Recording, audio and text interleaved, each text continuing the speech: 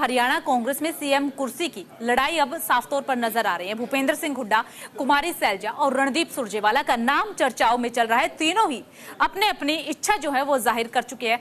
90 सीटों पर 5 अक्टूबर को मतदान होना है। वोटों की जो गिनती है यानी कि मतगणना जो है वो 8 अक्टूबर को हो जाएगी।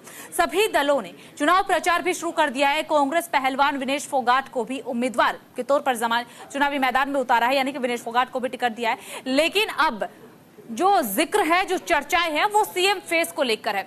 हालांकि जो अगर हम बीजेपी का जिक्र करें तो बीजेपी की तरफ से भी साफ साफ ये कहा गया था कि हमारा जो मुख्यमंत्री फेस है वो नायब सिंह सैनी ही रहेंगे। हालांकि अनिल विज ने भी इच्छा जाहिर की थी, लेकिन बीजेपी ने अपना रुख स्पष्ट कर दिया है। एक बार फिर से ग्राउंड जीरो का रुख करते हैं। शैंकी, देखिए, आपसे समझना चाहेंगे, जिस तरीके से बीजेपी ने अपना रुख स्पष्ट कर दिया है कि हमारा जो सीएम है वो सैनी ही रहने वाला है, भले ही अनिल विज ने भी दावेदारी दिखाई हो, अपनी इच्छा पेश की हो, लेकिन अगर कांग्रेस पार्टी तस्वीरें स्पष्ट नहीं करेगी, हाईकमान की तरफ से फैसला नहीं लिया जाएगा कि कौन होगा, तो ऐसे तो सभी नेता जो है वो आपस में ही लड़ते रह जाएंगे और चुनाव निकल जाएंगे।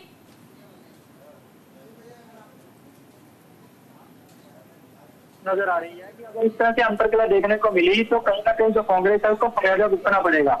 अगर कांग्रेस में दावेदार इस बार पेश कर रही है विधानसभा के अंदर अकेले की चुनाव के अंदर जो मैदान में है, अकेले किसी गठबंधन में नहीं है, जिस तरह से उनकी पहले बात से आ रही थी कि आप पार्टी भी कहीं ना कहीं गठबंधन में हो सकती है।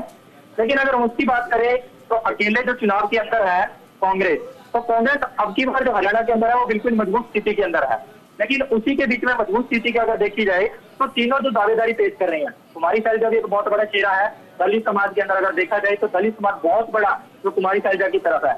और सूत्रों के हवाले से ये भी खबर थी कि कहीं ना कहीं 26 तारीख को बिल्कुल शैंकी, देखा जाए तो तीनों ही चेहरे प्रमुख है और तीनों ही अच्छी खासी पकड़ हरियाणा में रखते हैं, इसलिए हाईकमान भी किसी को नाराज यहां पर करना नहीं चाहेगा। बहुत बहुत शुक्रिया शैंकी आपका तमाम जानकारी साझा करने के लिए। फिलहाल इस बुलेटिन में सिर्फ इतना ही। बाकी